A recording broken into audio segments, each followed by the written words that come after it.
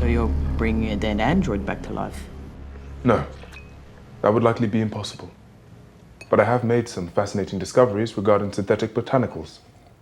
Hey guys, Pete here. Today I'll be talking Raised by Wolves Season 2. The first 2 episodes debuted together, and I'll be discussing both the collective and 7 in this video. To me, this almost felt like a new story in the same world, rather than a continuation of where things left off at the end of Season 1. Partly because the conditions are much different in the tropical zone, and we get introduced to a slew of new characters. There are hints at all those unresolved mysteries that have been floating around, but as I recap things, I'll be focusing more on what's new for Season 2 since there's a lot to keep track of. At the end, I'll give you my thoughts about the new season and where I think things are heading. Before we dive in though, I have to give you a quick spoiler warning. If you haven't watched Raised by Wolves Season 2 Episodes 1 and 2, then this video won't be for you. And with that out of the way, let's get into it.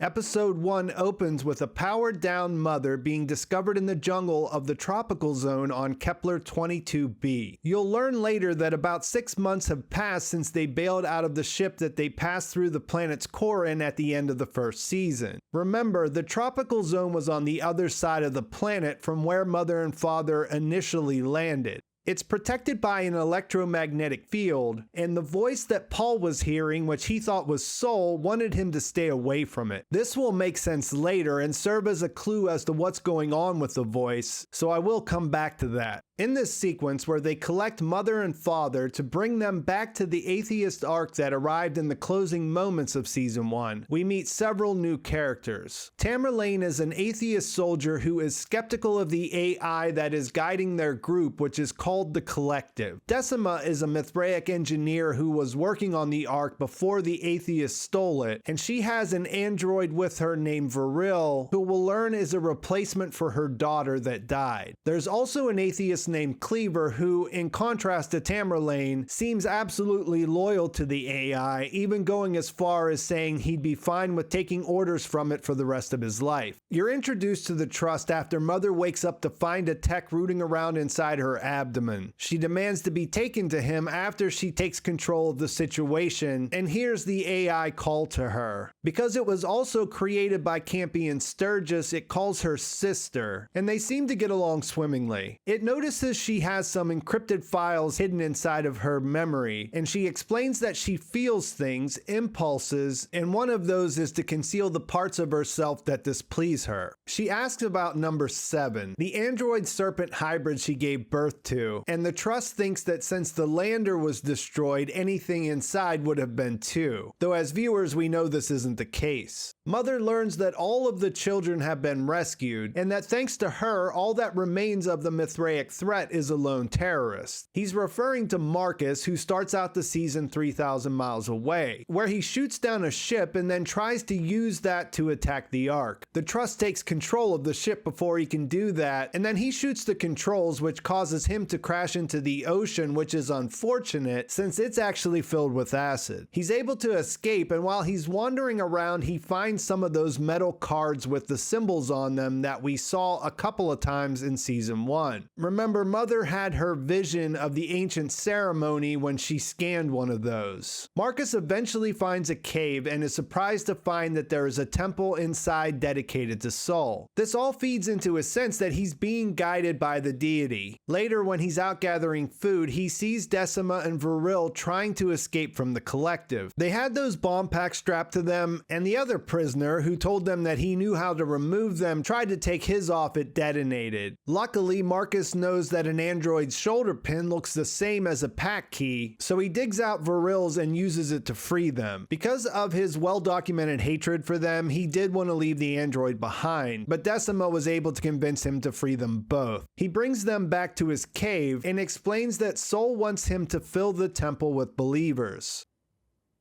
Mother and father are reunited with the children. Paul was kept a little longer because they quarantined him after they found out he was hearing voices. The kids are split on being part of this atheist colony, and the members don't really want them there either. They tend to blame the two Mithraic-made androids and their adopted Mithraic children for destroying Earth during the war. The Trust explains that Mother has been reprogrammed to fight for them, but the colonists have good reasons to be wary of necromancers, even though Lamia doesn't have her eyes to weaponize her. Beyond that, this is a big upgrade from their old settlement. The weather is good, food is plentiful, they have a nice dwelling to stay in, and as Father says, this side of the planet is less intent on trying to kill their children. There's still some weirdness between Mother and Father. Remember, he started to have human-like feelings that resembled jealousy when he found out she got pregnant, but he's decided to postpone the erasing of his memories of their time together. Paul doesn't want Sue around, so she decides to get reassigned to a different group. When Mother questions her on why she decided to tell him about killing his real parents, she explains that she didn't, that a voice inside his head told him the truth. Mother mentions what happened to her inside the sim vaguely and wonders if this is a transmission capable of affecting humans and androids. This sets Sue on a path to try to figure out where the voice is coming from. You learn that the Trust plans out everything for the colonists, and they each get daily tasks. And you also see that there are punishments. The kids and father all get the task of gathering food, while Mother is assigned to the nursery. While they're gathering, Father and Vita find a cave where inside they find pieces of an ancient android. Paul finds a dodecahedron under a tree, and Campion finds an egg. The artifact has the Tree of Life symbol, so the prophecy of the orphan boy is brought up. Talk of the pentagonal prophecy and the Tree of Life leads to a discussion over Saul, which they both agree exists, at least as far as the voice that everyone is hearing, but Campion thinks that it's evil. Because it would be against the rules to keep what they found, they make a pact to keep each other's secrets. Later, when they're looking at them at home, Paul says he thinks there might be a map or seeds inside to grow the tree. He's thinking that maybe it hasn't been planted yet. And while they're talking, someone comes up and burns the soul symbol outside of their dwelling as a threat, and the first episode ends there.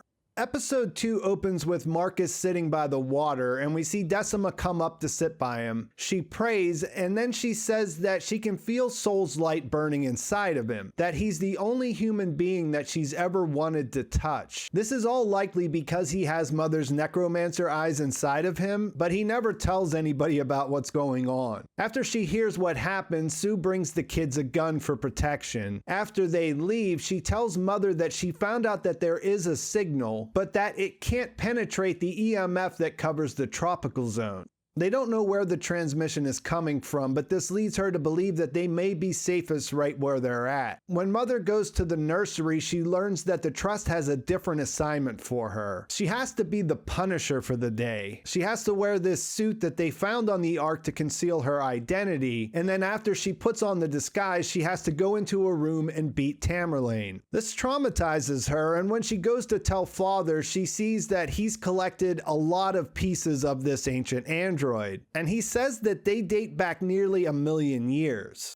When he exposed them to light, berries started to grow on them, which set up what was probably my favorite Father line of the episodes, when he said that he made some fascinating discoveries regarding synthetic botanicals. Mother explains that she had to punish the person that set the fire, and Father is just delighted that there's justice in this place, even for them. He tells her that his caregiving protocols are satisfied like never before, and they agree that they're in sync in that regard. Mother brings up that she wants Campion to be the one to take the baton when the Trust is ready to hand over control. Father is concerned that this desire might be related to what happened with number 7.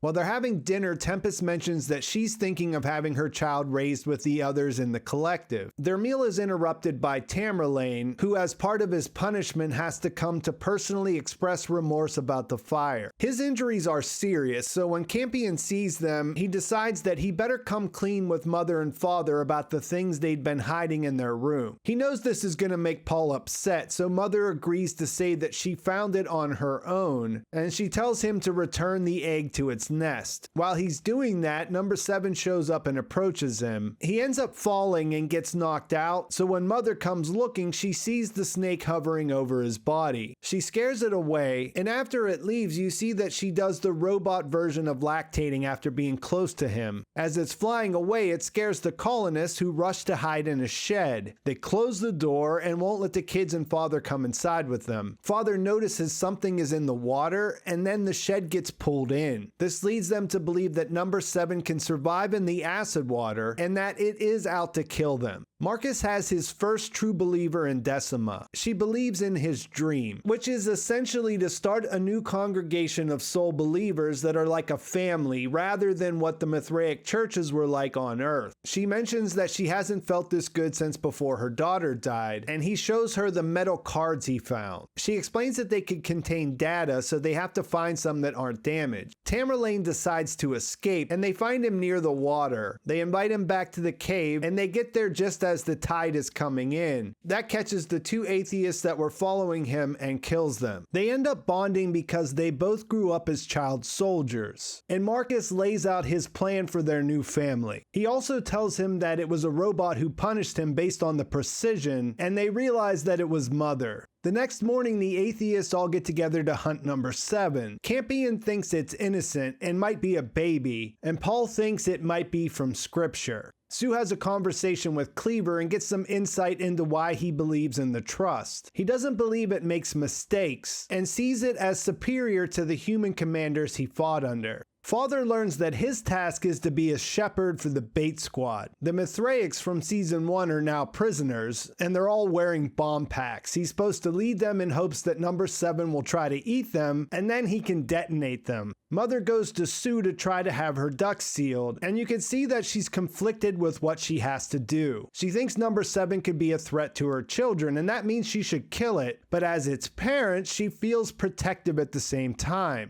While the hunt is going on, Marcus and his group decide to try to get their hands on a tank. Their plan works, but he's upset when he has to kill the atheists inside. He feels like he failed because he's supposed to convert them, not kill them. When they find out that they were hunting a serpent, they also think it might be a sign from Saul or related to prophecy. Viril gets overloaded, so she gets sent home alone. On the way, she's attacked by a different tank, and that shoots her in the leg. She runs into Campion and Paul and asks them to help her get home. Paul isn't interested, he wants to leave her, but Campion seems to like her, so he agrees. They take off together, and I suppose that they'll end up running into Marcus in the next episode. This episode ends when Mother finds a skin and says out loud that number 7 is a killer of children and that he only deserves death. So there are a lot of parallels to this new atheist colony, the way that it's structured under the AI, which is almost like their god, which tells them how to behave, what to do, how to act. It's not that much different than the way that the Mithraics follow Saul. I thought the transition was pretty jarring between the finale of season 1 and the season 2 premiere. Like I said at the beginning, it felt like a different show to me. I guess what I always liked best was Mother and Father, because I think the fact that they're not human sets up a lot of interesting situations. The humans have always been less compelling and pretty hit or miss as far as whether I connected with them.